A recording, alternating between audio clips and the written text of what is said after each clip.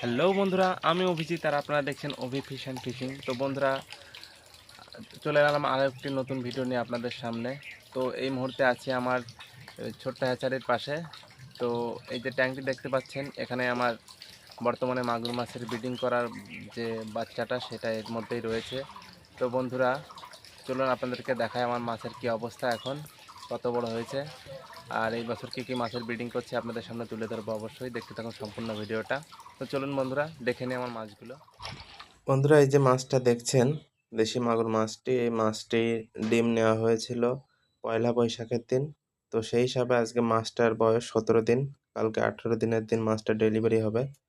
মোটামুটি 15 দিনের মধ্যে এই মাছগুলো শ্বাস নেওয়া শিখে যায়। এখন যেহেতু ওয়েদার গরম, শীতে একটু টাইম বেশি লাগে। এবং মাছটা খুব সুন্দর গ্রোথ নিয়েছে। গ্রোথ আছে এখন 1 ইঞ্চি প্লাস, কিছু 1 ইঞ্চির নিচেও আছে। তো বন্ধুরা, মাছগুলো আপনাদেরকে দেখালাম ট্যাঙ্ক থেকে, তো অতটা ভালো হয়তো দেখা আসছে না ক্যামেরায়। তো আমি কিছু মাছ তুলে আপনাদেরকে দেখাচ্ছি যে মাছটা কীরকম গ্রোথ এসছে এবং কতটা হেলদি মাছ। তো বন্ধুরা, অলরেডি আমার কিছু মাছ তোলা হয়ে গেছে। তো এই দেখতে পাচ্ছেন মাছের কোয়ালিটি। এই যে বড় মাছটা দেখতে পাচ্ছেন, এটা 1 ইঞ্চি প্লাস হয়ে গেছে। আর কিছু ছোট আছে, মোটামুটি 1 ইঞ্চির কাছাকাছি, 1 ইঞ্চি কিছু পারও হয়ে গেছে।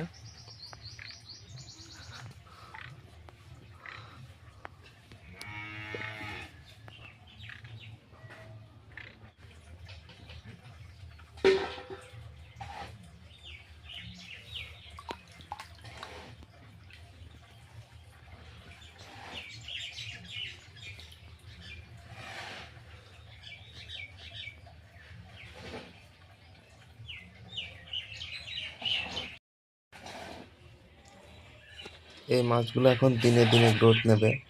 মাছগুলো এখন আজ একরকম, কাল একরকম হবে।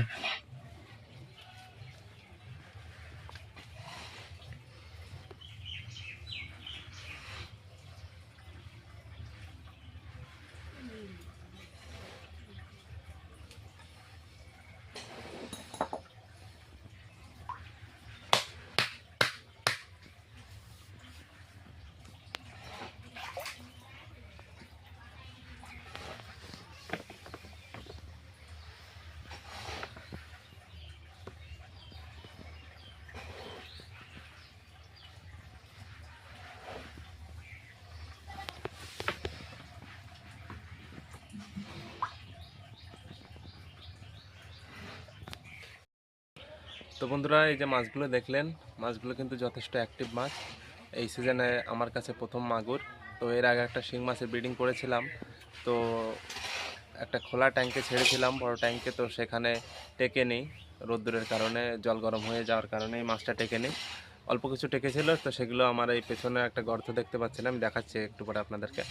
তো ওখানে ছেড়েছি, ও আছে কিনা জানি না, বলতে পারেন ওটা হয়নি ঠিকঠাক। অল্প মাছের ব্রিডিং করেছিলাম আজ থেকে 20 দিন 25 দিন আগে। তখন মাছে অতটা ডিমও দেয়নি, অল্প কিছু মাছের করেছিলাম, হয়নি। আর এটা মাগুর করা আছে, এখানে 4 পিস মাগুরের ডিম নেওয়া ছিল। তো এখানে 4-5 হাজার কি তার আশপাশে বাচ্চা হবে এবং যথেষ্ট অ্যাক্টিভ মাছ।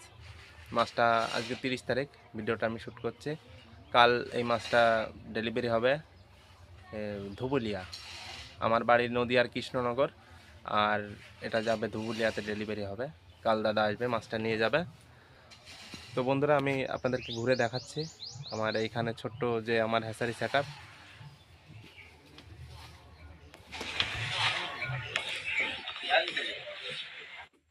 বন্ধুরা, এই যে গর্তটা দেখতে পাচ্ছেন, এইখানে আমার ব্রুডারগুলো নিয়ে এসে ডিম আসার জন্য রাখা হয় সিজনের আগে। এবং বর্তমানে এখানে কই মাছের ডিম ছাড়া হয়েছে এবং সেগুলো আছে। এবং যে শিং মাছগুলো বেঁচে ছিল সেগুলোকে এর মধ্যে ছেড়ে রাখা। আর কই মাছ আমার এখানেই আগের বছর ছাড়া ছিল, ব্রুডার হয়ে গেছিল, সেগুলো ডিম এসেছিল, তো সেগুলোকে ব্রিডিং করে রাখা। ভালোই বাচ্চা টিকেছে। এই দেখুন সেই বাচ্চাগুলো।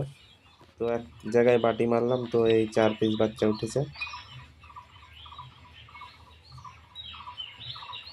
এগুলো দেশি কই মাছ।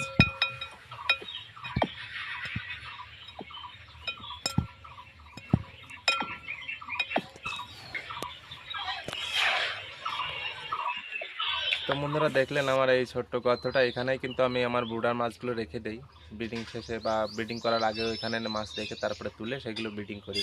তো এখন ওটাই কিছুই ছিল না, তো আমার ওই পুকুরেই কিছু দেশি কই মাছ ছিল, তো সেগুলোকেই 4টে মাছের ব্রিডিং করেছিলাম।